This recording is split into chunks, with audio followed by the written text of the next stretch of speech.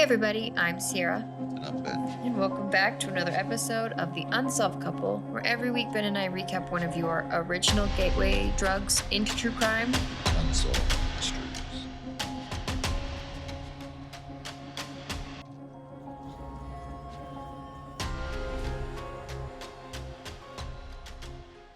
Okie dokie. Okie dokie. That's my new favorite way to say hello to you on this is okie dokie artichoke. Okie dokie. Mm-hmm. Where do you think the origins of okie dokie came from? Well, I know where OK came from. Do you really? Yeah. Where did it come from? The railroad. Seriously? Yeah, well, the railroad was being built, like all the things had to get signed off. The guy in charge of it, his initials were OK. Shut the front he door. was I've okay, never okay, heard okay. this before. Now, that's the story I'd heard. Okay. And I don't know if I've fact-checked that lately, but that's what I know. I think, here's the thing, that's a great story. That's a very interesting, I'll have to look into it more to find out if that's the case. But if that is true, that is a cool origin story. That's the story that I remember being told about. Yeah, I'd never heard that story before. You gonna cough? I almost did. No, I saw it. So fair warning, Ben and I are recovering from day 732. It's been a long This is what it feels. The week has now stretched on several weeks fold. Yeah, The whole house got sick. I don't always talk like this. No. I mean, I'm here for it. Ben's like deep. I just like his deep, rusty voice. I'm like, that's hot. It's not. It's just it's a little rough around the edges. It is a little rough. Now. It sounds like we are long-term smokers. You know what, though? I was listening to a baseball podcast. As you always do around this time of year, it starts back up again. It's spring training. I know and it is. I don't think people understand how excited I am for baseball to be back.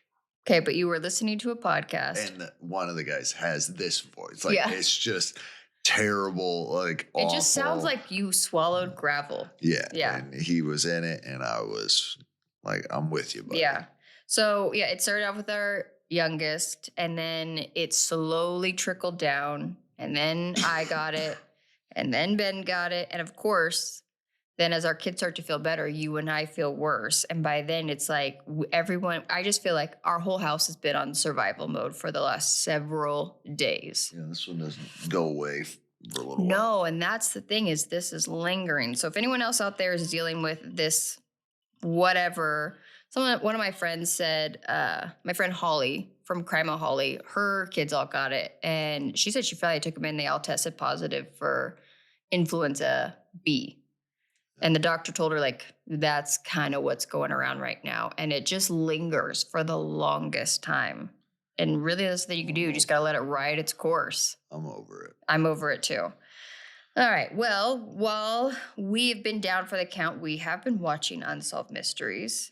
I know. And we are recapping season 4, episode 12. And I think because we've been sick and we had some family in town and life has been busy, I ended up watching this episode, I think at least 5 times. Oh my gosh. I saw it when you were watching it. Yeah. And I had to watch it. I think I've seen it 3 or 4 times. I feel like Which means that because we've said we've done it, so watched it so many times, we'll probably like this. We're going to get everything wrong. Everything's going to go off the rails. This will probably be our worst one that we've done. That we've done. We'll probably, all of our facts will be wrong. Everything will be incorrect. So just everyone, just fast I'll forward forget the story. to question time with Ben. I actually was talking to the kids the other day. I think I want to make a jingle for question time with Ben at the end. Question. But Ben's going to get us started. Are you ready? You're doing, Sure. We literally had this conversation exactly like 6 minutes ago. And you already need to say, what do you need? What's your famous line? I gotta get my notes. Hold on. All right. Well, Ben's getting his notes. I want to remind everybody that please like, share, follow all of the things on social media. I actually looked today. I only have 200 followers or subscribers on YouTube, but I do put all of our podcasts are there on YouTube, not visual, but you can play it and our logo plays. It looks really cool. And all of our like shorts and different things that we do, all of our media stuff and any longer format media is going to go on there. So please make sure everyone has a YouTube. Hop on, do me a favor, and subscribe to our YouTube channel. It's just Unsolved Couple Podcast.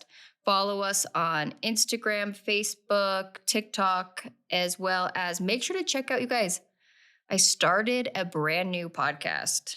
I didn't get enough true crime in my life. And so I started a short form. So far, all of the episodes are like almost less than 15 minutes podcast called Bite Me True Crime.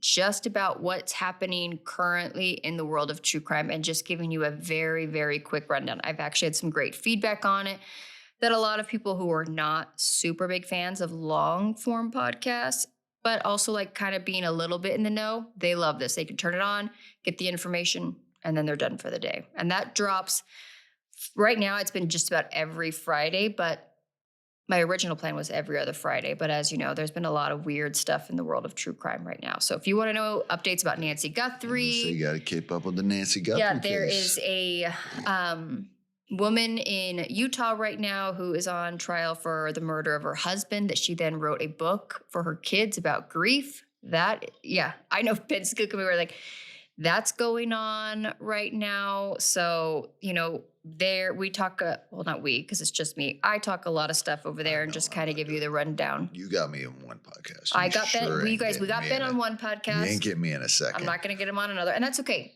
I like that other one because I can just go over my highlights and then we move on for the day.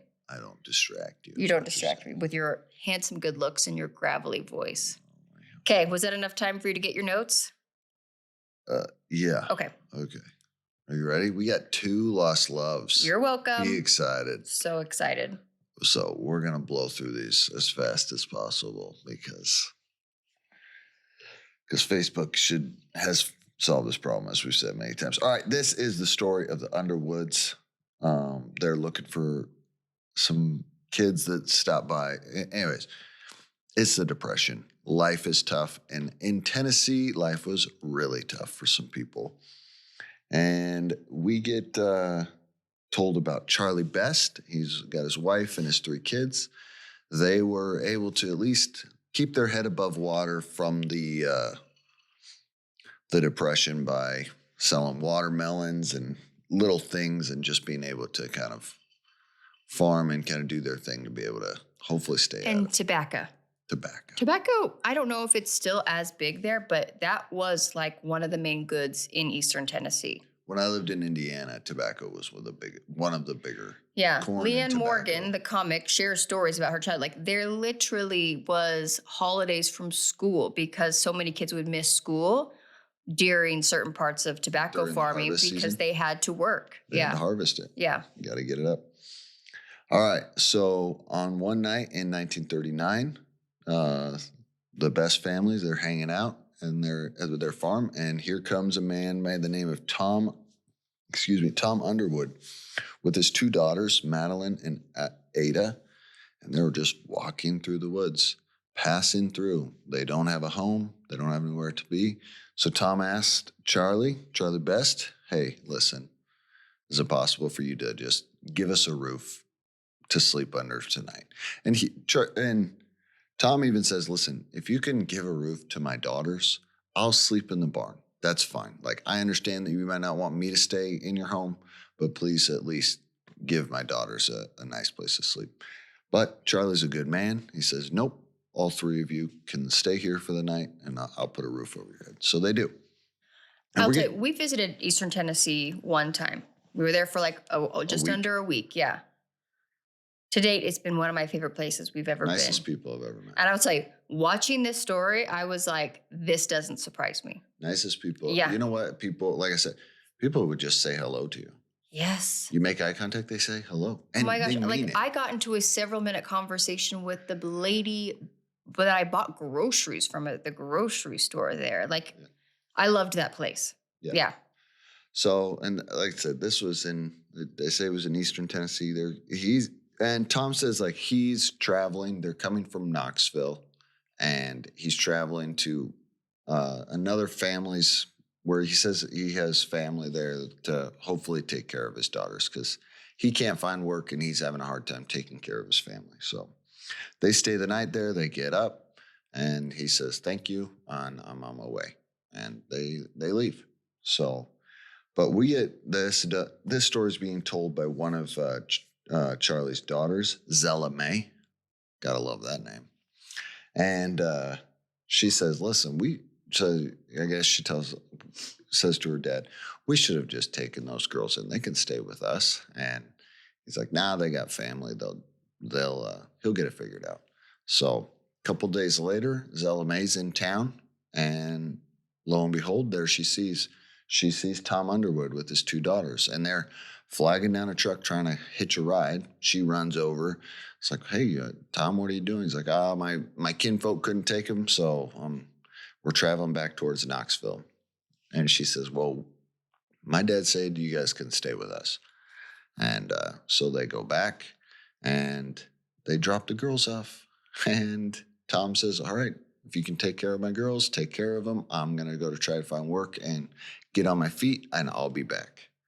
Well, 26 months later, so What? That's 12, 12. So just over 2 years. Yeah. Yeah.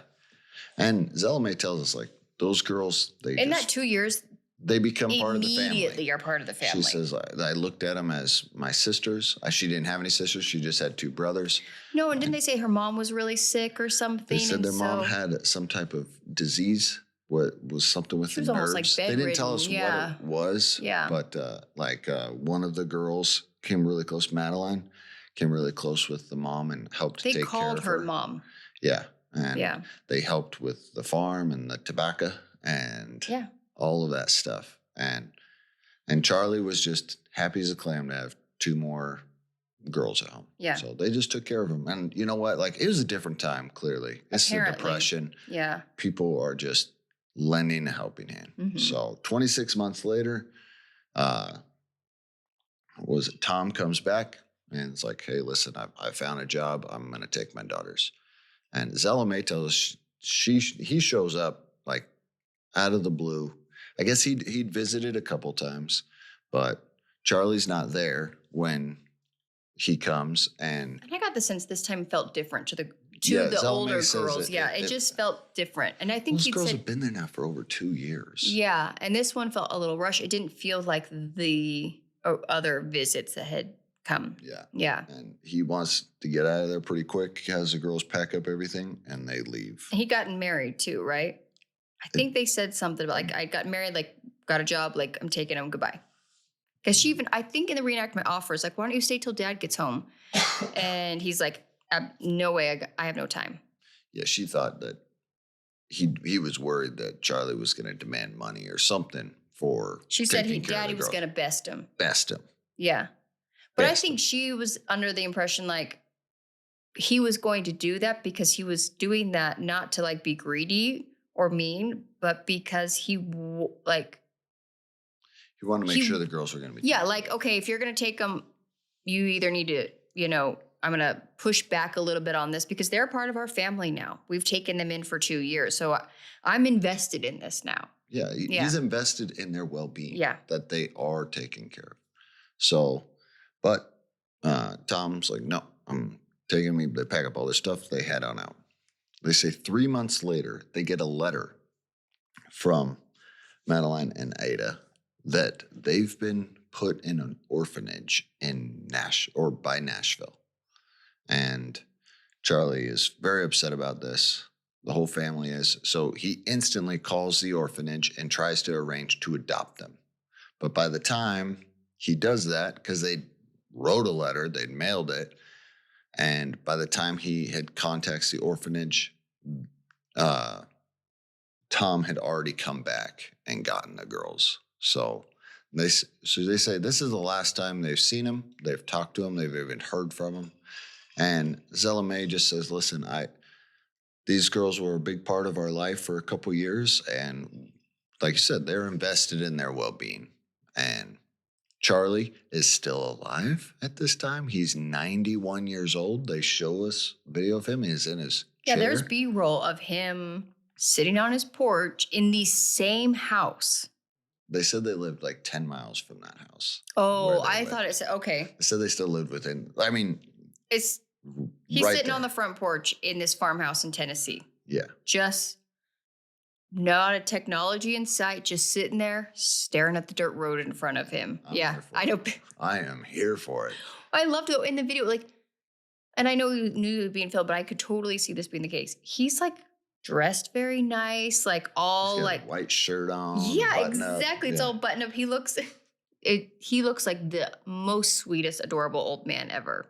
So they're looking for these girls. So they want a reunion and let them know that they still think about them and care for them. So ready for your update? Yeah, what do you got for us? All right. The night of the broadcast, Ada saw herself on this broadcast, saw her story, called in. She was living in Indiana, so not too far, and got in touch with them. And then they show B-roll of them meeting up. She drove down from Indiana and visited with Charlie and Zella Mae and one of the sons. And yeah. And then Robert Stack tells us that Charlie passed away 8 weeks after that reunion. He was 91 years old, so.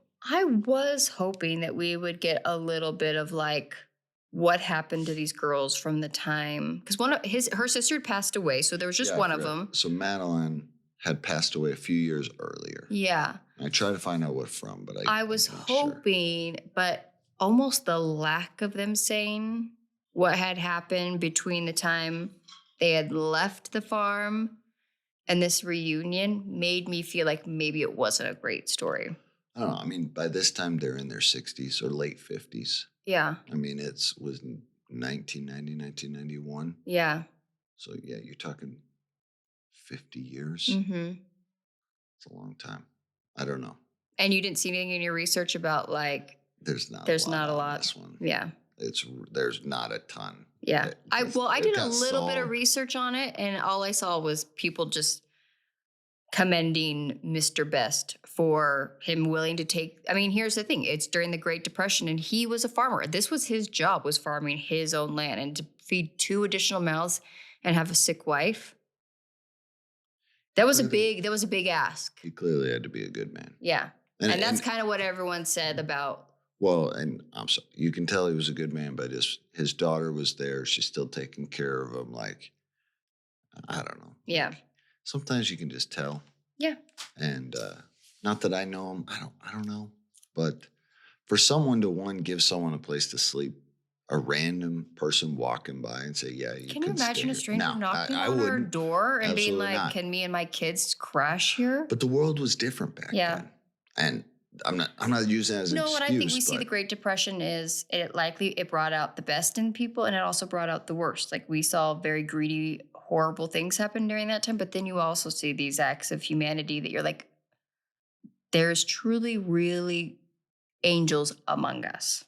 Yeah. So good people, and I'm glad that I thought it was the lady said, Ada was like, it was just nice to know that people still cared after all these years and wanted to find me. I was like, which to me echoes back to like maybe her life post the farmhouse was not great.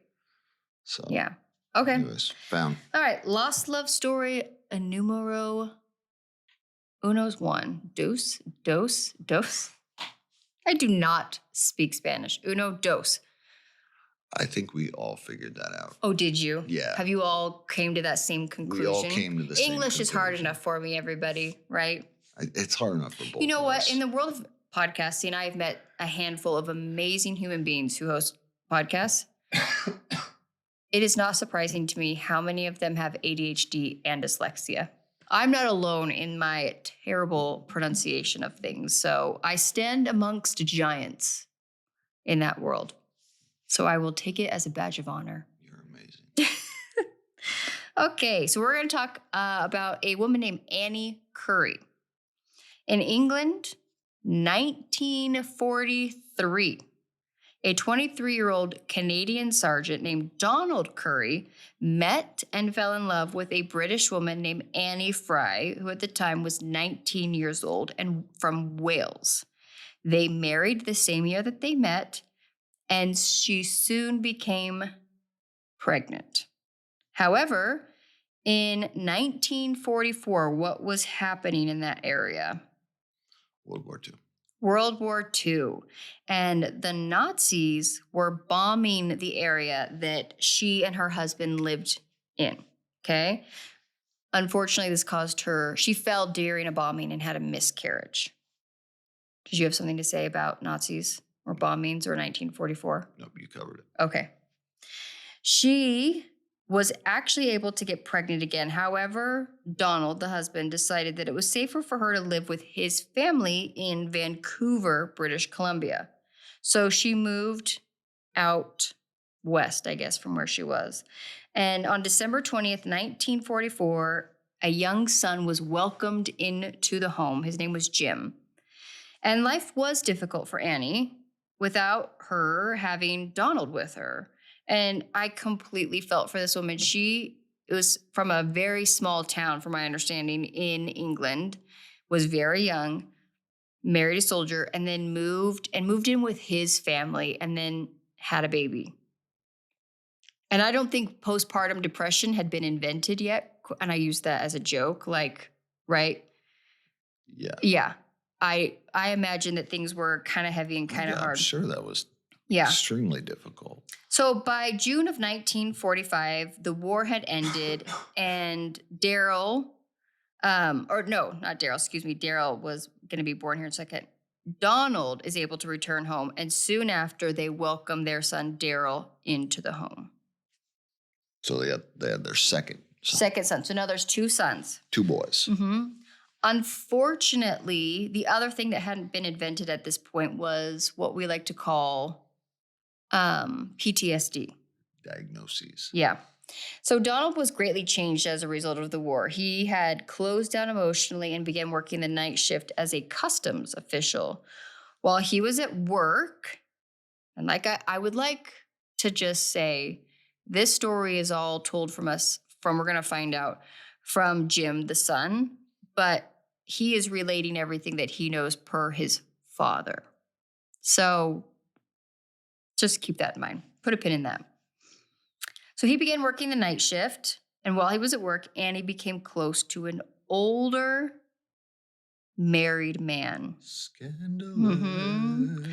And soon, a tale as old as time, affair ensued. Oh, that is scandalous for the 40s. And eventually Donald found out about it. Oh, and in 1949, Donald, this is the best part, in the time and in Canada, I'm guessing, he sued Annie for a divorce and full custody of the boys. I'm just curious. I don't know Canada laws. I don't know Canada laws either. Maybe there had to be a lawsuit filed? A lawsuit and reasoning to be able to divorce. I want to say during the early days of divorce, you had to have a legitimate reason. I thought you had to prove some type of reasoning. Mm-hmm. From my understanding, I don't know. I know it's hard because usually the man doesn't have to prove a reason for divorce, but the female would have had to in most cases. But again, but it's also Canada? It's Canada. Yeah. So they were well above, equal rights for all, I guess, there in Canada. So he sues Annie for divorce and full custody of the boys. He wins the lawsuit. And later, he was in charge. He had full discretion on whether these boys ever got to see their mother, period, end of story. Now, here's the thing. Full disclosure to everybody, I've never been through a divorce. But I have known several people. What? What? You haven't been I haven't been through a divorce. If you'd actually said you had been through a divorce, we would be fine. I would be finding this out. This would be we'd all be finding this out together. No. Yeah. But custody is a very complex and complicated issue. For a judge to just give full discretion to the other person, that they get to determine what custody looks like for the other parent, seems like a wild concept to me. But I will say, in the reenactment, they go a little deeper into this, at least just per the reenactment. So maybe it's creative, rights or whatever, or creative liberties. But the judge mentions something about like, because he was a veteran and because he served and stuff like that, like he was kind of giving him like the majority of the control. So maybe he's trying to say, listen, you have custody, but Mhm. you still need to do what's right. I know, but I've never seen a judge be like, you get to decide That's how much because contact. that doesn't happen in 2025. I know.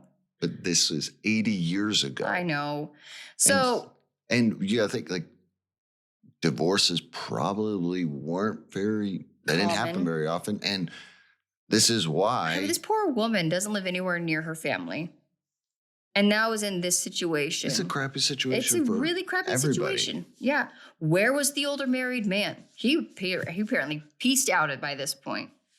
So sadly, Donald decides against letting any visitations for the boys to see her.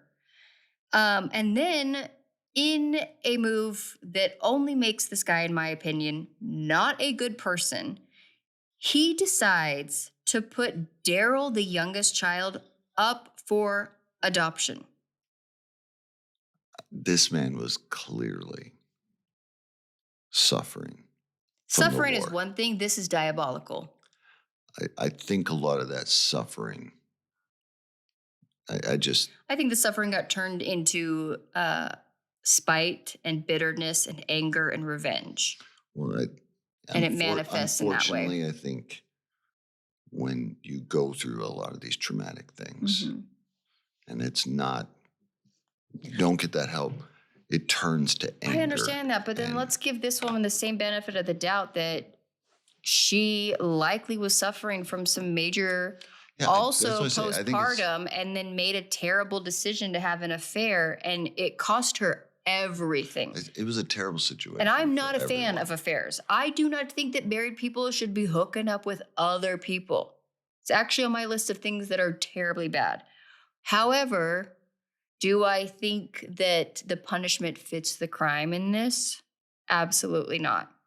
No, I mean, I think both parents should be in kids' lives. It was a terrible situation for, I think, and this was obviously before therapy apparently was also invented. Well, and World War II was, oh my gosh, I can't even imagine what those young men saw and had to deal with. And no.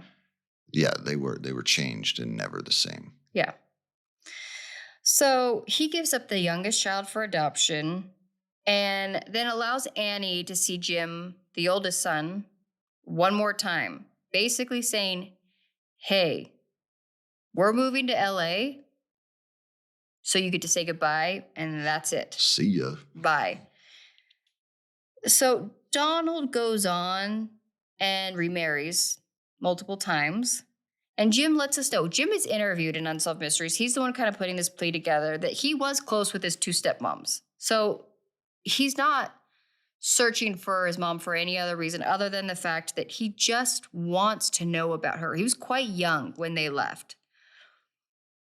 So Donald passes away in 1989 and Jim begins his search in earnest. He's looking not only for his mom, Annie, but also his younger brother, Daryl. Although he was actually able to locate Daryl pretty quickly, who was still living in Vancouver, was able to reunite with him. However, he never up to this point had ever been able to locate Annie and was still searching for her. Sadly, Daryl was so young when he was adopted, he actually has no memory whatsoever of his biological parents or like even of his brother. And really, it seemed like it was kind of like a, hey, it's great to meet you and stuff, but I went on and lived my life and this is he doesn't really seem to be as interested, but that's fine. I mean, I can't blame him. He's like, listen, I don't know you guys. No, I'm not throwing any shade. I'm just giving the context of the story. Yeah. So the ironic twist in the story is that Jim currently works for searching for other people's lost family members. He is the senior investigator for a California public defender. He works to locate family members of death row inmates, which you know what? There's a job for everybody because I would have never thought that's a crazy job description of what he does. Um, but yet he can't really kind of fill out his own family tree on his mom's side. And so he lets us know that Annie is 5'2", medium build, speaks with a British accent. She was remarried in 1951, but that marriage sadly ended in divorce as well. She may be using the last name McDonald from her second marriage or her maiden name Fry, making this even more complicated. I think she married the older man. I think they might have said that if that was the case. So I'm gonna guess no. But Jim believes that she may be living in the United States. She could also be in Canada, or she could also be in England. That's the problem. We're looking at 3 very vast search points. 3 different countries. 3 different countries, right?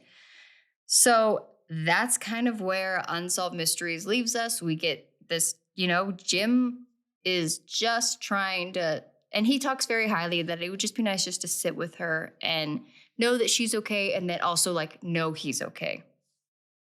All right. Okay, you ready for your update? I am ready for my update. I think this is the first time I'm telling you this in a lost love story. It's unsolved to this day. Wow. So after the broadcast, Jim was put in contact with a very, very distant relative of Annie's. The relative stated that she had also been searching for him as well. However, this relative had also lost contact with Annie, and just given the passage of time, it is likely that Annie has passed away, and that there's really no. So I even went down, I got on ancestry.com. I found her on ancestry.com. She's attached to nobody, not a single person on the family tree. The only record for her and the only reason she even appeared in this database is because I was able to locate her birth certificate from England. And that's it. There is no marriage certificate, no death certificate attached to her name, nothing. Interesting. Yeah. So I don't even know what country she was living in. Exactly. So I also found Jim, I believe, on Facebook.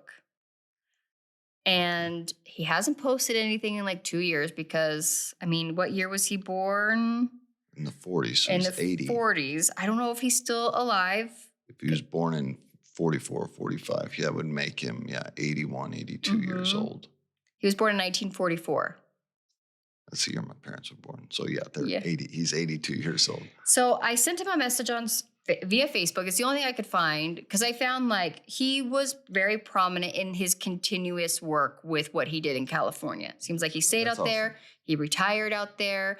He gave one interview several years after the broadcast of Unsolved Mysteries, just that, he was excited to do Unsolved Mysteries. He hopes people keep watching it and that someday he's able to get some more information. But to date, he hadn't gotten any.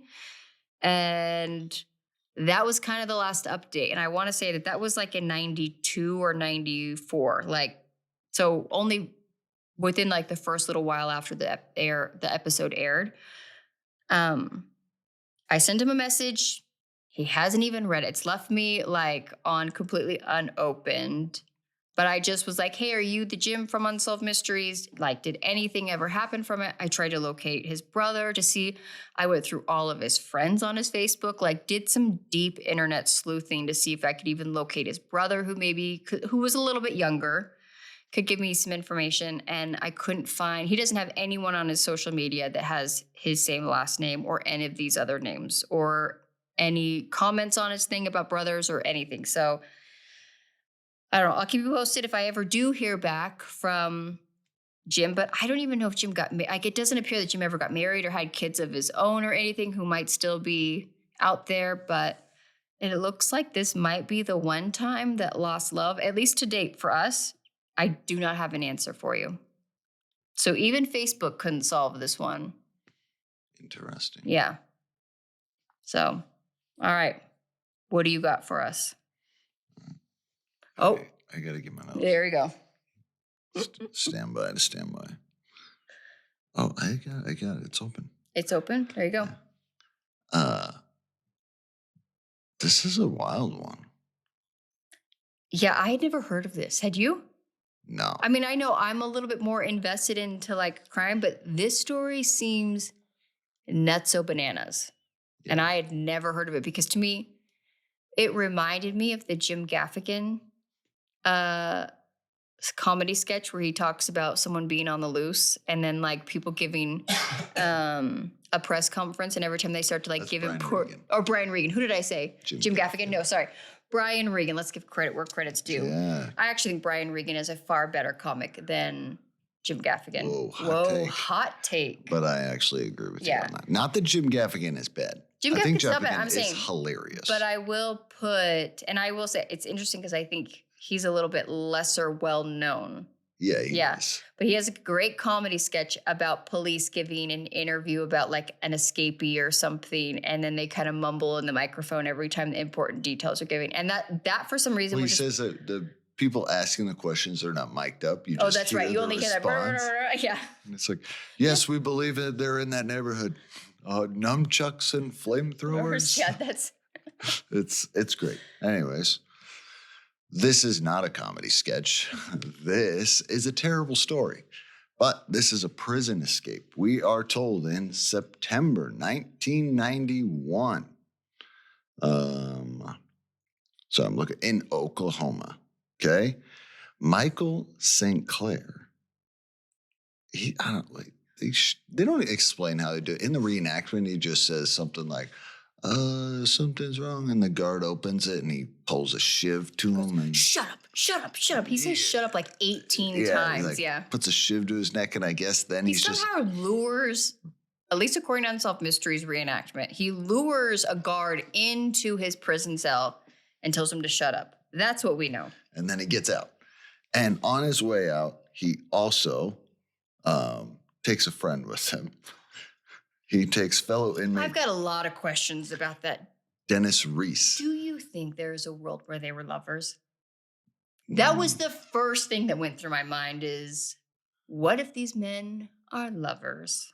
I don't know. I didn't go down that road. That's not where your mind went? No, it didn't. I just figured if I'm going to go on the run. Take someone with them. If I'm going to go on the run, I'm taking somebody with me. I don't know, man. I don't think. No, here's the thing. Somebody's got to watch my back while I'm sleeping. Because we know from his crimes, you're going to find out in a minute, he's more of a lone wolf kind of guy. He doesn't like a lot of attachment. No, that's it. He was running a drug ring. I'm telling you guys, I think that they were lovers. So he takes Dennis Reese with him, and they do a jailbreak. Okay? We get told a little bit. Michael St. Clair has been convicted, mind you, of murder on like 2 or 3 counts of murder. I would love a full backstory to this. You're not going to get it. You're going to get the Cliff Notes. You're going to get the Cliff Notes. So Michael St. Clair was running some drug operation. His uncle was infringing upon his drug operation. So Michael St. Clair hired a hitman to kill his uncle. The hitman kills his uncle, and then Michael St. Clair kills the hitman. This is happening in Oklahoma, and they say northern Texas. And they make it sound like not just that he was, but this was like a mafia-style family. And I'm thinking I would have not put that location with that description. Mafia does not enter my mind when I think of organized crime, Oklahoma. It's everywhere. No, the only thing I know about Oklahoma is that a guy in a really tight white t-shirt named Glenn Powell went there to look for tornadoes. He found them. And he found them. And he can find a tornado for me any day of the week. Cyril wants to find his tornado. All right. Can we get back to the seriousness? This is a serious story. All right. So we do learn that Dennis Reese is waiting to go to trial for strangulation and murder or something like that. Murder and something else. Okay. These are not two good individuals. Okay. What did I say? September? I think it was like September 19th is when they escape. Okay. Now they're on the loose. And Rubberstack comes and tells us, listen, these guys went on a killing spree, which they did. And Robert Stack tells us, we need your help to save people's lives. Let's just... Do not approach, but be on the lookout. He's being We have what we serious about call this. in, you guys, law enforcement terms, this is going to be a BOLO. That stands for, and let me tell you what it stands for. Oh, please tell me. Be on the lookout. BOLO. Thank you very much. You're welcome. All right. So Unsolved Mysteries doesn't tell us in this order, but I'm going to tell you because the way they tell it is confusing. Okay. So these guys get out not too long after. They kidnap a man in Denver, a man by the name of Timothy Keeling, drive him to New Mexico, and then kill him, and then take his truck. Then they drive to Kentucky.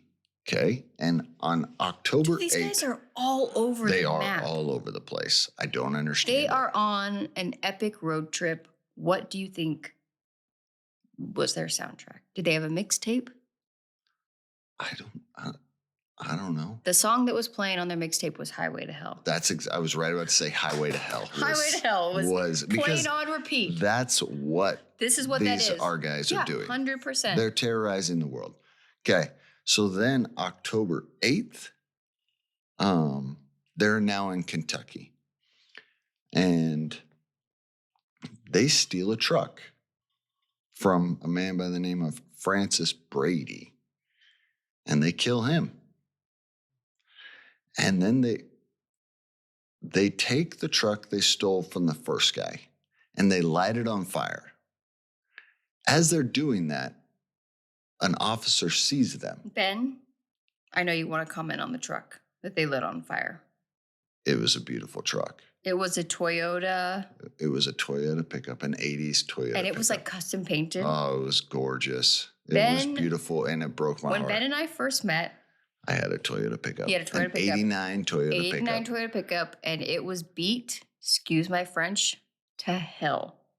Oh, it was beat up. It was beat up. But Ben, since then, I've loved it. I love that truck. He loves that truck. And every time we see like an old 80s Toyota pickup for sale, Ben is always just a little tempted. Our neighbor has one that he's been trying to get Ben to buy from him. It's a 99, so it's not quite. It's not as quiet, but the moment Ben saw this truck burn to smithereens, I saw a little tear in his eye. My heart was broken a little bit. So they burn the first truck, take Francis's truck, kill him, and then take his truck. But as they're burning the first truck, a police officer sees him. So he tries to pull him over. They pull over. Michael Sinclair gets out and shoots at the deputy twice. He ducks. They get in, drive away, don't make it very far. They drive over the median of the freeway, pop both front tires, and are gone. They escape on foot somehow. This reminds me of the story of the two teenage boys out of Texas as well. Do you remember that? Yeah, I do. This is very similar to that sort of like, and to this day, the mentality of this makes no sense. It's erratic. It's extreme. There's no reason for they're killing for no reason. Now this has gone on. They've escaped now for almost 3 weeks. Yeah, they're just going through the country. And that's the thing is, killing people is actually only going to bring more heat towards you. You didn't try to escape and just like lay low. And they didn't just kill Francis. They get the guy in Kentucky who they stole his truck. They handcuffed him and shot him in the back of the head. Execution style. Yeah. So, 5 days later, two men enter a video store, rob it for like $200, if that. Okay, real quick. For all of our children listening to this podcast, and by children, I mean anyone under the age of 30, there was a golden age of our world called the video store age. They all know. They've all watched it. It was a glorious time to be alive, people. Well, this is why we loved, was it season 4 of Stranger Things? Where they work in the video store? They work in the video store, and you could go into the store, and you had to have a card, and you could check out any movie that you wanted to rent. Did you ever get one of the cardboard cutouts from the movie of some sort? No, my mom You would gotta- never let me take something Well, like that home. you had to know. I never had one either, but They I did think, have I think my one of friend my had best one. friends from high school, JJ, managed or worked at a Blockbuster for a 'Cause while. they So just threw those we things had the away. hookup for cheap because you guys, to rent, this is going to sound crazy, to rent a new release movie. $5. Oh no, it was way more than that. I think it was Blockbuster was I think $4.99. $4.99, adjusted for inflation, $25. But And you then could if only rent it for 24 hours. And if you didn't return it, that's where they got you. The late fees on this were no joke. It's like $1 a day. Yeah. But if you didn't get a new release, 99 cents or $1.99. I can't remember. So I grew up But in it a was for small week. town. We didn't have Blockbuster. That didn't exist in Myrtle Creek. We had one in Roseburg, but in Myrtle Creek we had two, like little self-owned. Yeah. But this was a legitimate business. I know a guy who in Roseburg, Oregon, bought a video store for like his retirement plan for his business. And this when I was in high school. So not too long before Netflix. Oh, I still wish video stores were They do around. exist. So I will say when we were in Roseburg last time, which was now almost 2 years ago when we were in Douglas County the last time, I was driving through and I noticed that there is in these tiny little towns where I think you've got a much older population that's very like small town mentality. And I don't mean that in a bad way. There is still a video rental store in Roseburg, Oregon, and at the Glide Mini Mart by my parents' house, you can rent movies there still. I know, but it's just not the same. It's absolutely not the same. I just want to give some context for people like these were in every shopping complex. And you had Blockbuster, Well, which they was a were a big national chain, business, but it was too. a huge business because there was no streaming service. And a lot of the times to buy a brand new movie was very expensive. So you just rented it. Yeah. To like my parents, like I remember as Christmas gift getting movies as gifts because that's how expensive it was to own a copy of a gift. Yeah. No, I just miss wanted to it. give some, I miss it too. It is The one of last the bright Blockbuster spots to of ever our exist past. is in my hometown of where Sierra Turner was born, Bend, Oregon. And now it's been turned into, from my understanding, I think, you can fact check me on this, I think it's now turned into an Airbnb and you can like rent to stay the night in the last standing Blockbuster. And they still have it all decorated and you can watch movies and popcorn and the whole 9 yards. But That's cool. that is cool. All right. So like I said, 5 days later,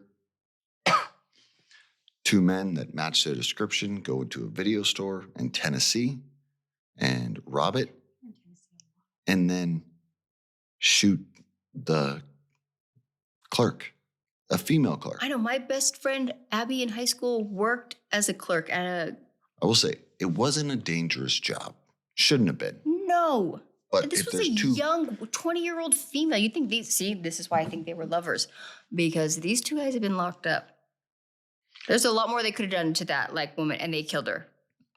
and 30 minutes later, not too far, a few miles away, another video store is robbed, and the clerk there, who's also a female, was shot and killed. And for We're how up to much money? 4 people dead in less than in like 3 weeks. And robbing these people for a couple $100. Yeah. It's not like movie stores had a ton of cash on them. All right.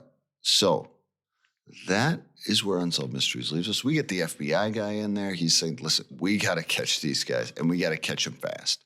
Fair. They do got to catch them fast. So that's where Unsolved Mysteries leaves us. Got to get them. Ready for your update. Give it to me. Captured. Took a little bit. December 19th, 1991, St. Clair was apprehended in Oklahoma at his brother's house. They always go back to what they know and who they know. So, and then Reese was arrested in Vegas in January 5th, 1992. I'm not sure where. It didn't give the details. It just said that he was captured there. Did the killing spree just stop? There was no other, at least, deaths That associated is to wild that. then. So they just went across country, highway to hell style, murdered 4 people for literally no reason. And then just stopped? And one went to Oklahoma and one went to Vegas? I know. That's weird. But here's the thing, nothing these guys are doing makes sense. So Yeah, we can try fair. to make sense of it, but they kidnapped a guy in Denver and then drove him to New Mexico. Yeah. And I forgot to say, both times they kidnapped these guys, they were at a like convenience store or like Yeah, they a were mini at the mart gas station, cashing their local mini checks mart, cashing their because check. Oh, then they had back cash in- on them. back in the day, you would get paid with a paycheck and it was an actual check. And you could go into convenience stores Yeah. or grocery stores Grocery and they stores, would yep. cash your check for you. Mm-hmm. And so both times those guys were cashing checks. It seems like they saw him cashing checks, waited for him outside, and then snatched him and stole their money and then killed them. But not right away. Killed them like after days of dragging them along with them. Yeah. So Crazy. anyway, so I will say they both were convicted of Frank Brady's murder. That was the man in Kentucky. And they were sent there because Kentucky had the death penalty at the time. Unfortunately, they were convicted. At least St. Clair was convicted. Both of them were convicted, but St. Clair was sentenced to death. Then it got overturned. Then he got sentenced to death again. And then it got overturned again. And he's doing life in prison in Kentucky. Reese is also doing life in prison for that. It wasn't until like 2010, Reese finally, he confessed to the murder of the man in Denver to, there's so many names, Timothy Keeling's murder. And they just, I think it was like 2014, they convicted St. Clair of that murder. The two clerks in Tennessee, the female clerks, they never were brought to trial and convicted of those murders. So there's a lot of reasons. Women, we still have glass ceilings. Apparently, we need to shatter like just getting justice for murders. Some of the things I read is because they'd sentenced St. Clair to death in Kentucky. And they were, I think a lot of us, they were hoping that they would just put him to death. And then it got all tied up in that. So, but they've never, anyways. But there also was reports that it might not have been them. So. Shut up. But then here's the thing, those two murders have never been solved. Those murders are still technically unsolved? Yes. So they just assumed that those men killed those two clerks. It could have been somebody else. Two other guys, but I mean, it does kind of match. They were close already. Yeah. It would probably was them. Well, they should do the right thing and own up to it. So. Yeah. Anyways, that's it. All right, guys. We've actually spent a lot of time in Tennessee this episode. Yeah, because we're about to go back. Or we're going back to Tennessee again. Three episodes? Because at least mine was terrible. It was terrible for why we've been. I'm just saying, Tennessee's been brought up a lot, especially like, and once again, this is Eastern Tennessee that we're back in. So we started there and we're going to end there. It doesn't matter. We should always be in Tennessee. I agree. It's a beautiful place. I agree. Eastern Tennessee, I love that place. Okay. Actually, I don't want people to know that. It's a terrible place. Eastern Tennessee is there. terrible. Don't ever go there. Don't move there. Don't go there. Stay away. So, like much of the American South, the state of Tennessee is dotted with majestic estates. And I will say, when you and I, this is not Eastern Tennessee, but when you and I went to Nashville, some of the homes in the older neighborhoods there are stunning. And you guys, I don't know, I'm obsessed with old architects and old homes and old, like, tell you what, that's one of the things I loved about New York City, like the... Older gentlemen. No, I did not say older gentlemen. Older, what did she call it? What did they say about that guy, the neighbor in the last story? I said, I can't remember. Older and what, like... I think older, mature. Or mature or something. Yeah, no. But, yeah, the house in the reenactments of this, I'm going to guess, is likely the actual location of this home that we're going to talk about, but I'm here for it. So these majestic estates are dotted along eastern Tennessee. Ellen Berry lived in one of them, known as Berrymont. It was perched on a mountaintop outside of Knoxville. I'm sorry. You're fine.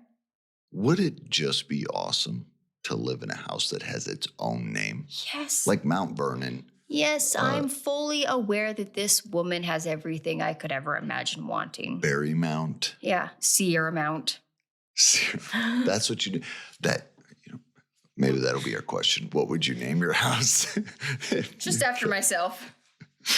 Sierra Mount. Mount. I just think this doesn't exist anymore. No, this doesn't exist anymore. But this house was so majestic that it had its own name. And here's the thing. I grew up, and in Southern Oregon, if you are driving from Myrtle Creek to Roseburg on I-5, and you are driving north to Roseburg, and right before you go up Boomer Hill, there is a huge house. Does it have a name? It doesn't. And that's what I was to tell you. Like, we all know that house. Anyone that's driven up I-5, if you look to the north before Boomer Hill, there is a huge house. And this man was like a Disney Imagineer, and his house was a mansion. And it can be seen for miles. Well, the thing is how... And it didn't have a name. A house that gets named? Yeah. That name stays with the house. Forever. Because once that house is named... Yes. If the people sell it... Do you not think that I am on every website that sells old houses? Because once the people sell it, they don't take the... They can't take the name. No, the name stays with the house. The house owns the name. Mm-hmm. I'm here for it. I just wish we did it. We should name this house.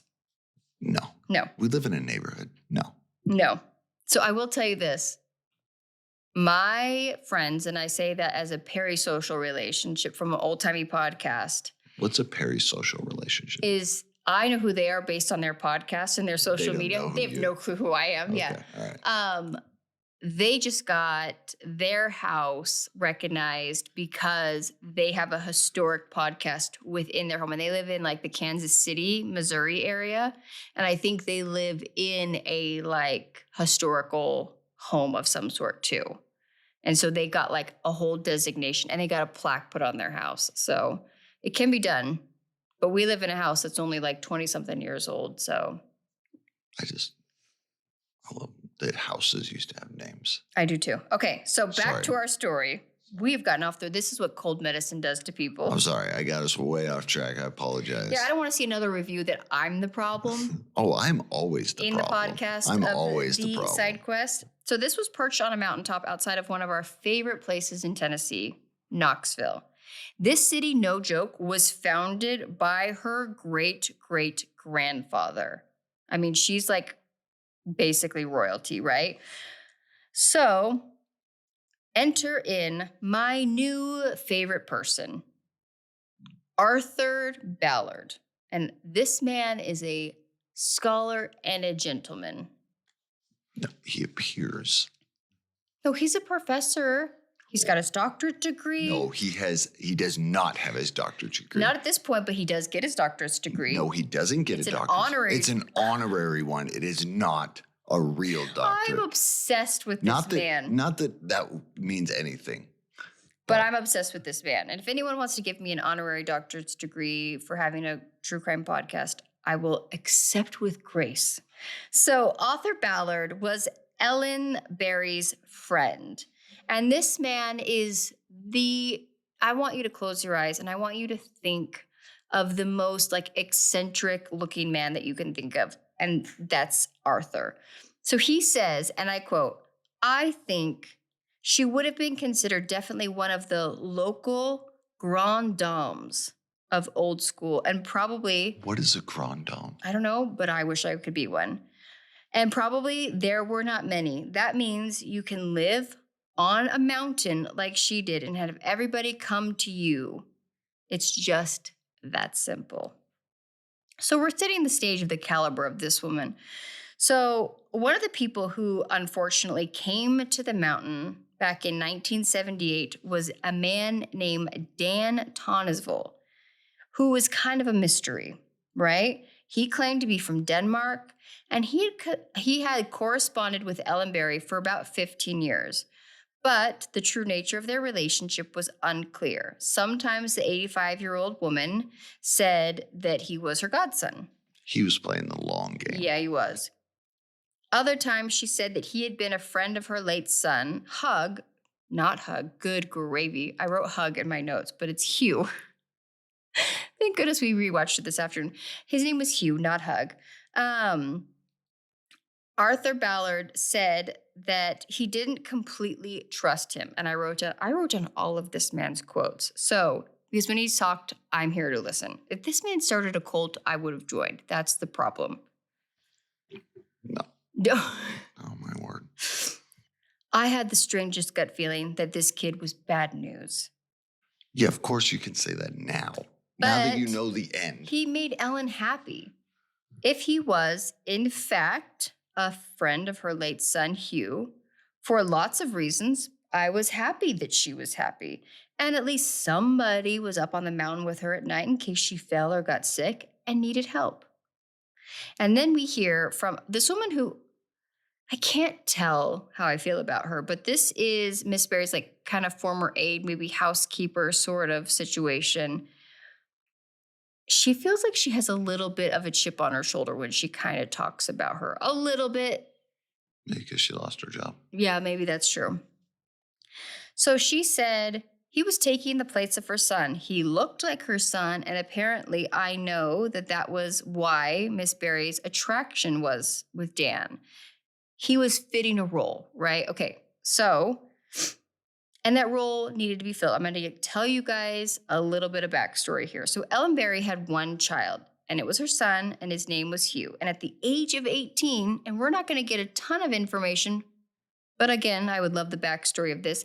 Hugh killed his grandmother in a rage over his inheritance. That's because he lived on a hill with a house that had a name. Exactly.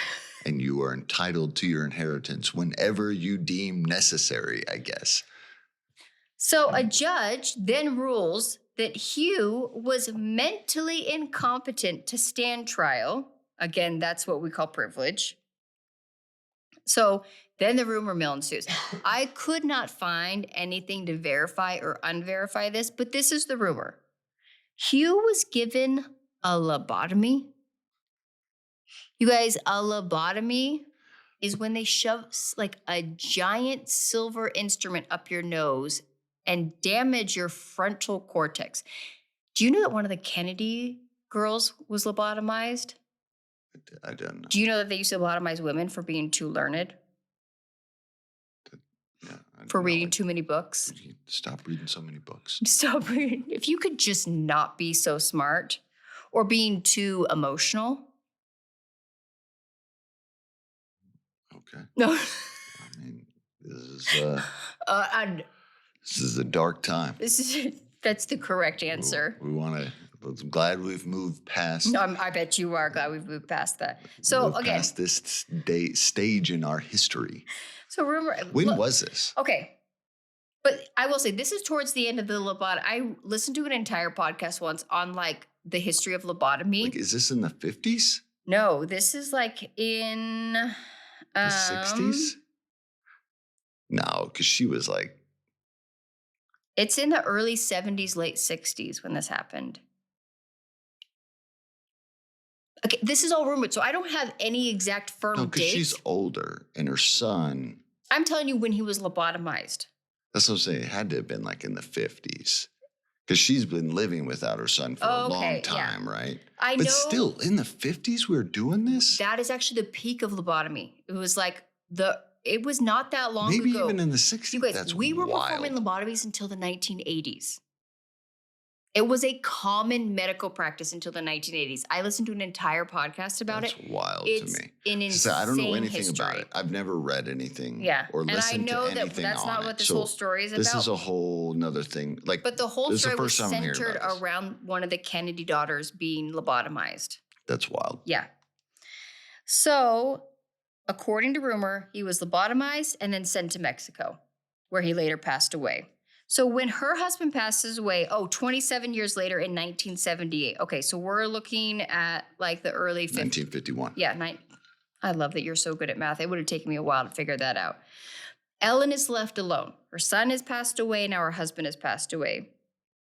Almost too conveniently, the mysterious stranger from Denmark steps in to fill the void in Ellen Berry's life. The man named Dan moved into her guest house and quickly took over the operations of her estate. Ellen signed anything that Dan put in front of her. In fact, according to Arthur, in April of 1982, she handed over power of attorney. See, this is the other thing.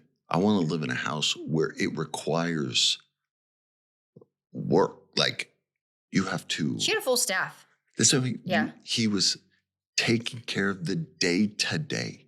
Mhm. If your house needs day-to-day, like, transactions, that's something. You've made it pretty far in this world. Maybe. I don't know.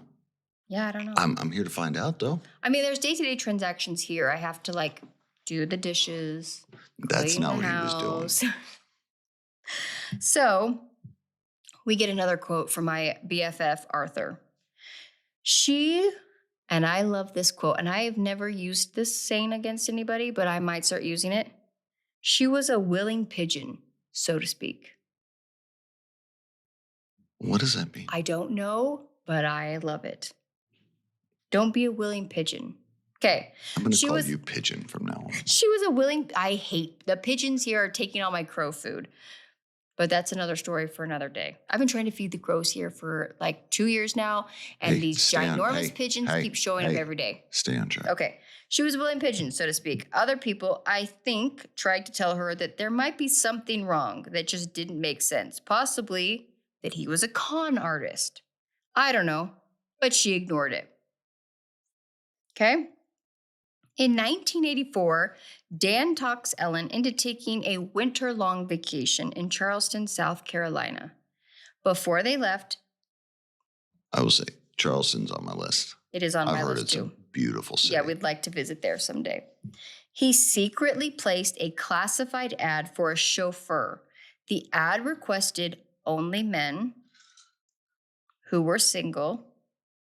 Is this his ad or is this Sierra's ad? No. I think this is Sierra's ad. No, it's not. Only men, single. Only single. Hockey players. And asked that the applicant submit a photograph. At the end, I will say, when they were telling the story, this is Sierra's ad. Single men, please submit your photograph. When I first watched this the first time without knowing the full, obviously, context of the story, I was like, this is going to take a weird turn, I think. But it doesn't take the turn that I initially thought it was going to. So, at the end of the 4 months in Charleston, Ellen and Dan made plans to return home. She and a female companion that was like a hired co-worker or a hired employee. How many employees does this lady have? She is an heiress. She can have as many employees as she wants. Are going to take a flight while Dan drives the Mercedes back to Tennessee. Okay? This is where things are going to start to get a little complicated, but follow me. So, Ellen and her hired companion take the flight home and they arrive home. They arrive home on March 31st, 1985, just a few weeks after Sierra was born. You were just a baby. I was just a baby. Okay? Imagine if you'd been born into this heir's house. At this moment, I think I'd be pretty ticked at this point because things are about to take a turn. So when they arrive home, there's no sign of the Mercedes or of Dan.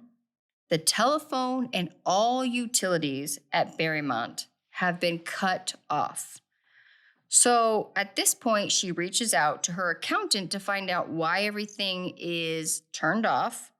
And how she's only just learning about this, I don't know. I'd love some more information about what that accountant was doing. But she finds out that the bank is actually planning on foreclosing on the house and that her checking and savings account have been drained.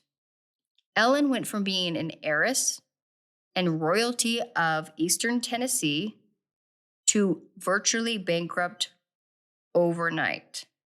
And I found this in my side research. Dan had borrowed almost $85,000 against Berrymont, the home. For the first time in her life, Ellen had a mortgage to pay, and for the first time in her life, she had no way to pay it. That's sad. It is sad. It's very sad. Meanwhile, Dan is 100 miles away, south of Charleston, at an exclusive resort, living the high life on a place called Fripp Island in South Carolina. Never been there, never heard of it. After he ran up huge bills on Ellen Berry's credit cards, he was told by the front desk that his cards had all ran the limit and were declined. The next day, a handwritten suicide note is found in his suite. 2 weeks later, in the swampy, deserted areas of Fripp Island, a man's body is found. He had apparently shot himself in the left temple. Laying next to him was an antique gun belonging to Ellen Berry. The man, who was dead, carried no ID, but he did carry Ellen Berry's credit cards. The body was pretty decomposed, but the coroner thought that he had a genius idea. He reached out to the resort and found a security guard who had seen this man from time to time and asked him to identify the body. He believed that the body was the man, Dan. Dan's death was ruled a suicide, and the body was immediately cremated, just as he has requested per his suicide note. But according to Officer Dean Smith, the police aren't sure that the man found in the swamp was actually Dan. Could it have been the chauffeur that he's... That is the $1 million question, right? So are you saying he hired a chauffeur, but he didn't, and then he killed him to make it look like he'd killed himself so he could run away with the money? I think that's what happened. But Unsolved Mysteries is going to kind of give us the full view of what maybe the local police department thinks. So we get Arthur back again. Who's the chauffeur? Arthur wasn't the chauffeur. He was the friend. So he tells us, well, you can negate the you can't negate the possibility that he did indeed kill himself. That is possible. I just don't believe it. It doesn't make any sense to me that somebody who went through all of that trouble to get all of that money and then to be as nefarious about the whole thing from the beginning to the end as he was out to kill himself. I actually agree with the guy on this in that one. I thought I was going to sneeze for a second. Oh, that's the worst feeling in the world. That is the worst feeling. Okay, if I end up sneezing here, I apologize. So a month after the cremation, Arthur found a copy. And this is the thing. Arthur is the hero of the story. He is the one that finds Dan's classified ad in the newspaper. That was not something that the investigators found because there was no investigation.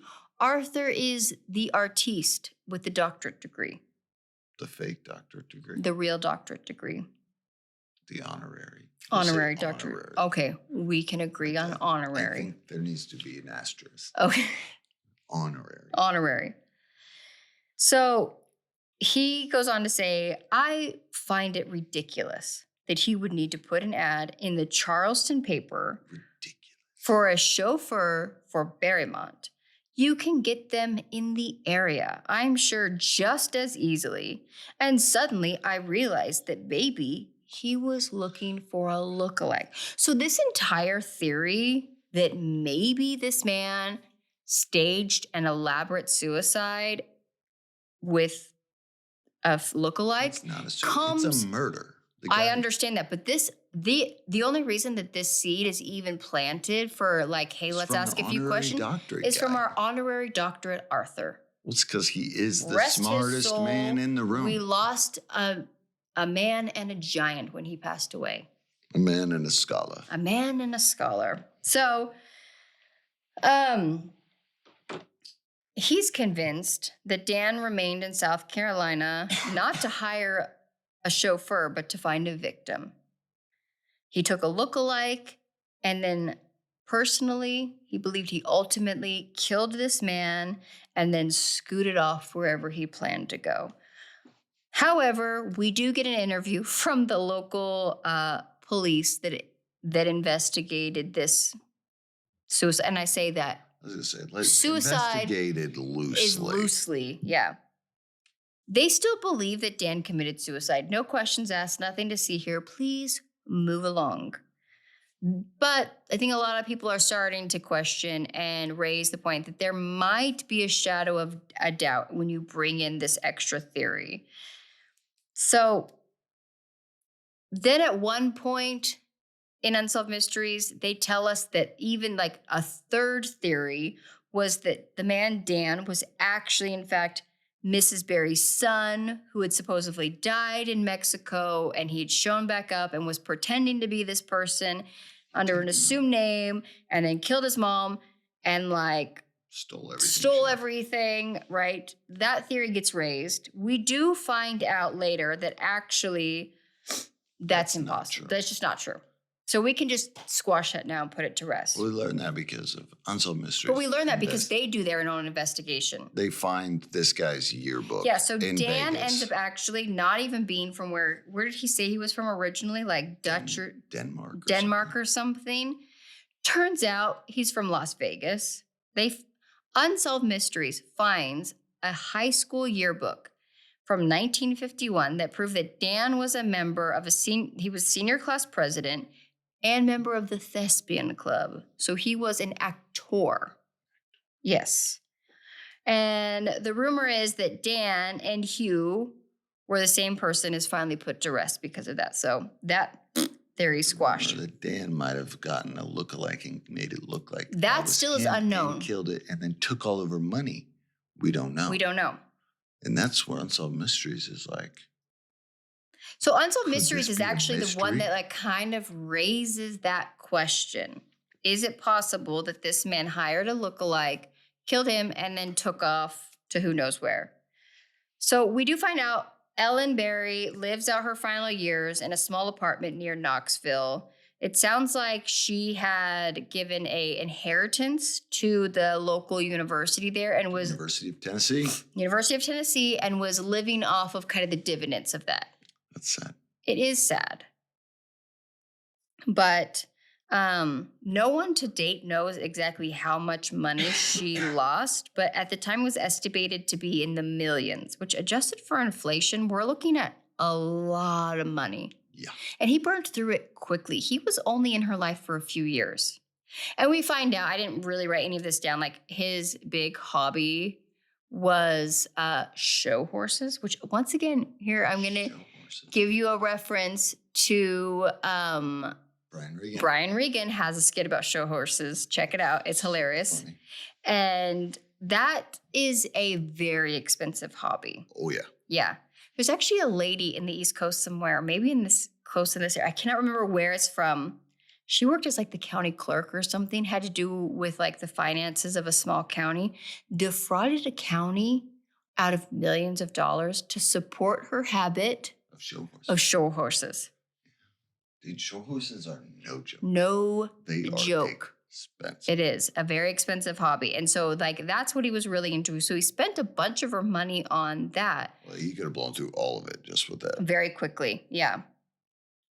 So authorities believe, and I will say authorities as far as outside of like this little local police department, that there is a possibility that he transferred because that's the thing. While he spent some of her money and a significant amount of it, her accounts were drained. There's a lot of money unaccounted for.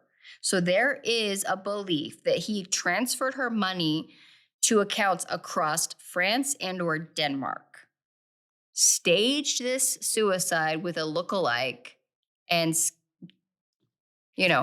got on an airplane and got out of there. Yeeted right out with all of her money. And that's kind of where Unsolved Mysteries leaves us. Okay. All right. Are you ready for your update? You guys, this is still unsolved. I will say unresolved would be more of the word, right? Because here's the problem. So Ellen Berry eventually moved into her apartment, like I said. She passes away in 1992 at the age of 98 years old. Oof. The problem is that the unidentified body on Fripp Island, if it wasn't Dan's, no one else has really seemed to be looking for a missing person in the area. There is no reason for local authorities to reopen this case. And even if they could, there's nothing. They didn't keep any DNA. It sounds like they didn't keep anything. They cremated the body. I mean, here's the thing. If this man, and I think that if I had to go out on a limb, I would say this is 100% what he did. Found this chauffeur, met with him, got a lookalike, and murdered him and pretended it was suicide. These local authorities played right into this guy's hand, because who writes in a suicide note that his request is that his body is to be cremated immediately, but then shoots himself out in a field of the swamplands and can't be found for a while? Mm-hmm. And that's the other thing.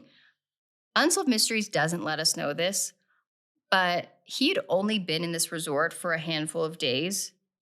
And then the body was out there for, I think, 2 to 3 weeks in the humid heat.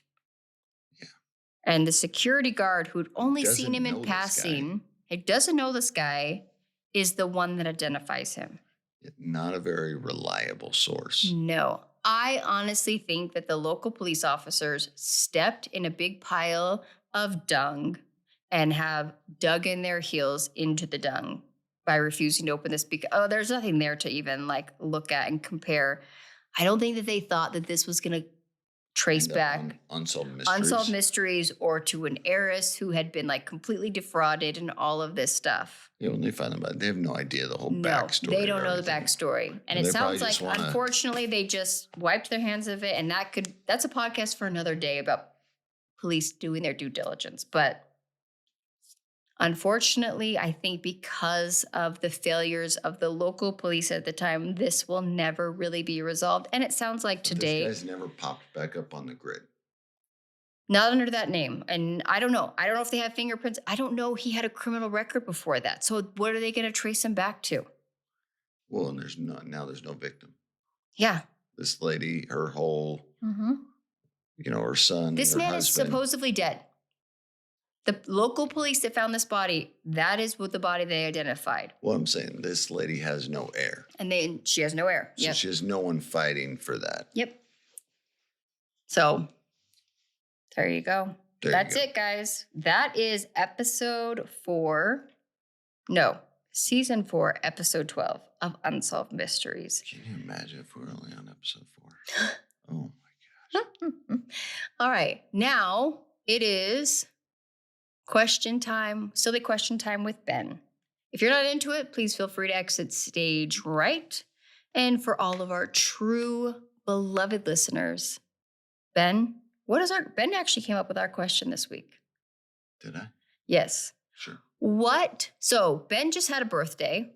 And actually, I think by the time this comes out, my birthday would have just happened. But recording my birthday is a week away. Sarah's birthday. Please feel free to send any gifts my way. A week from today. Big day. Big day. How old are you turning? If you would like to send me a birthday gift, I will give you a P.O. box. How old am I turning? 28. You married a younger woman. Beautiful. No, I'm turning 41. You're the youngest 28-year-old I've ever seen in my life. No, 41. And proud to be 41. I agree. Yeah. I will say your late 30s and early 40s so far have been some of the best times of my life. I'll say there's a little bit of my 40s I'm not enjoying. I am tired a lot. I'm tired. And I'm holding on to weight more. And it's really upsetting. And this is, you guys, little backstory. Ben has never struggled with weight a day in his life. This is a new thing for him. He is one of those people that you love to hate because they could eat an entire pepperoni pizza and drink a 2-liter of Pepsi and the next day be like, that's weird. I lost 2 pounds. You've just had a high metabolism your whole life. I've had a very high metabolism my whole life. Yeah. And But then in the 40 last hit. year, Mm-hmm. um, I'm embarrassed with some of the things I see in the mirror. I'm not embarrassed. So, I think you're and it's smoking hot. things I've never seen before in my life. And I'm just going to have to square with that or do something about it. And I'm trying to do something about it. Yeah. I'm a very active person. You are, and I will say, that's got to be frustrating. Ben is extremely active. So when your body starts fighting against you, and that's the joy of this age, is that your body does start to do that, where you're like, whoa, whoa, whoa, I haven't changed anything in my lifestyle. Yeah, I'm very active. Yeah. And, but yeah, and that's the other thing. I am so tired. I know, I'm so tired all the time. I don't know the last time I woke up and was like, man, I had a great night of sleep. Yeah, I don't know. It doesn't happen. No. And I'm tired. And I just feel like ibuprofen is like a part of my life. Well, the last week, Tylenol and ibuprofen have been a big part of my life. But Ben's question this week is, what would be your ideal birthday celebration or birthday day? Yeah. Birthday party, whatever. Yeah. Okay. Go ahead. You want me to go first? Yeah, go first. All right. And here's the reason I came up with this question, because Sierra and I have very different ideas on birthdays. I don't think anyone's going to be surprised at the fact that you and I once again are showcasing how truly opposite we are. Completely and opposite. that it is a miracle that we not only found each other and fell in love, but have been happily married for almost 20 years now. Very happily married. But yes, we're very different. I think, me personally, I don't care for my birthday. It's fine. I'm happy that it's, sure, I'm turning another age. I'm not embarrassed by my age at all. You're not one of those people that hate your birthday because it's I'm another year older. You're just, you've never liked any attention on you. Yeah, I don't like the spotlight, but, which sounds weird coming from a man doing a podcast, but. You are doing a podcast because you love your wife. But here's the thing, I'm happy with people wishing me happy birthday, but only my family and close friends. And all I want to do is, and I don't want any to be made a big deal. I just want to go do something that I enjoy doing, hanging out with my family and eating good food. And I do not like it to be made a big deal. I don't like parties. I hate parties. Hate them. Maybe a cake. I threw a really fun party a few years ago. You did, and I really appreciated it. It was small. That's cute that you thought that was small. I thought it was small. I thought that's cute that you thought that was small. It was quite large. But so tell us what your ideal day then would be. That's it. I just wake up, people say happy birthday, and we just go and hang out for the day. Go to the zoo. I don't care. And then go eat good food. And that's it. I just want it to be kind of a normal day. A normal day with no major responsibilities. Yeah, I don't want to have to do the laundry or things like that. You kind of want to just let loose for the day in that way. Yeah. And then end the night with some really good food. Yeah. And only my family, not a ton of people. Okay. All right, Sierra. Okay. So, shocker to no one, I am a little bit different. I love my birthday. It's hard because I almost feel guilty in a way because I have no problem being the center of attention. And this is going to sound again weird from someone that has a podcast. I also think, and you could tell me if I'm wrong, I don't seek out to be the center of attention. I have no problem cheering on my friends or cheering on other people when it's their time to shine. You're a very good friend. I love cheering on and supporting other people's time to shine. Absolutely. But with that said, then on my birthday, I do like a little bit of shine. And here's the thing, I don't think there's anything wrong with that. I know, but it just feels weird. It feels like... It feels weird saying it because we live in a society where you're not allowed to say that. Yeah. Or people, you can't say that. But at the end of the day, It's one day a year that I'm like, I just want everyone to know that it's my birthday. And that's the thing. I don't expect gifts. I don't expect like a, f- a big fair to do from other people, but I do like my birthday. And I do enjoy getting to celebrate me because I'm also the person that I'm the first one that's going to lift you up on your day, whatever your day is. I planned some really fun birthdays for Ben.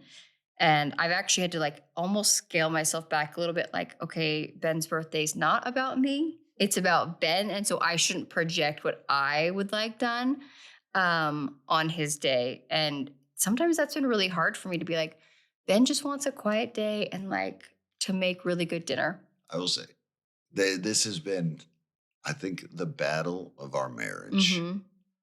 is because we think other people think like us, Yeah, right? your At least, perception is your realities right? at times. So I do the same for you, right? When it's your birthday, I think of what I want, and then or at least early in our marriage, Yeah, I many tried to, times you've said, hey, for our birthday as a family, we're going to go do this family activity. And then I'm going to pick up your favorite meal on our way home. And then we're going to be home by 6 o'clock. And it's going to be just a quiet it's evening gonna with be a us. nice birthday. And And here's the- Sierra doesn't want that. I do love those days. Yeah, but we do that like once a week as a family already. Sierra doesn't want that. And here's the thing, that's okay. Yeah. But it's hard because I have to stop myself and say, all right, what I want is not what Sierra wants. And you've had to do the same because you want a celebration. Yeah, a few years ago, And like I invited I actually don't think it was that, like all of Ben's work buddies. I had a catered thing, like a whole theme. It was a big deal. It was a very big deal. And I was like, this is so fun. Like, Ben's going to be so excited to see all these people that love him and care about him and are here to celebrate him. I mean, I had to like do covert work and like get numbers from guys at his work, from other people that I know, like, hey, reach out to a wife and say, hey, ask your husband if he knows this guy's number. Like, it was weeks, if not like 6 weeks of planning to get this whole thing orchestrated. And then we did it and you had a good time and you were thankful for it. But then there was also part of me that was like, Ben loved that and that was fine, but that's not his ideal day either. Yeah. But this year, you were amazing. That was really, I felt almost guilty because for your birthday, we kept it very. We didn't do anything. We just hung out. We spent the day together and we just chilled. I planned a small day, went and got the food. And then even like for dessert, I drove through Dairy Queen and got you your favorite that was dessert, and very low key. Yeah. So my ideal birthday would obviously be something big, something glitter, food, friends, family. Honestly, if you woke me up on March 5th and was like, hey, you got 5 hours to take a shower and pack your bags, we're going on vacation, that would be like, yes, I love it. Adventures, celebration, fun, glitter, food, music, friends, family. Like, I want that. And I will say, I don't need that to always be like some big over the top expense, hundreds of people there, whatever. I just like a day, like, I don't know. I like. You want to celebrate the I day. sing. I'm the extrovert. I'm the social person. Yes. I like parties. I like music. I like loud places. I like lots of people. I love to socialize. I like getting to like mingle with people and interact and all of that stuff. That's not your thing. It is my thing. And with the lifestyle we live, having kids and life and married and all of that stuff and living in a small town, we don't get to do that often. No. So I like to get to do that on my birthday. You want to celebrate, and there's nothing wrong with that. Yeah. So 41. 41. We're in it to win it. We're doing it. We'll see how 41 turns out for us. 40 was great. We started a podcast. We did. And it's been fun. Yeah, 41, and it'll be 19 years of marriage. Man, we are old. When we tell people our age, but then how long we've been married, the math really quickly freaks people out. Yeah. Wait, you're 40 and you've been married almost 20 years? Yeah, we were babies. Babies. Yeah. But it worked. It worked. All right. right, guys, that's it. That is our episode. And Ben and I would love to see you guys back again here next week where we recap another episode of Unsolved Mysteries. Bye.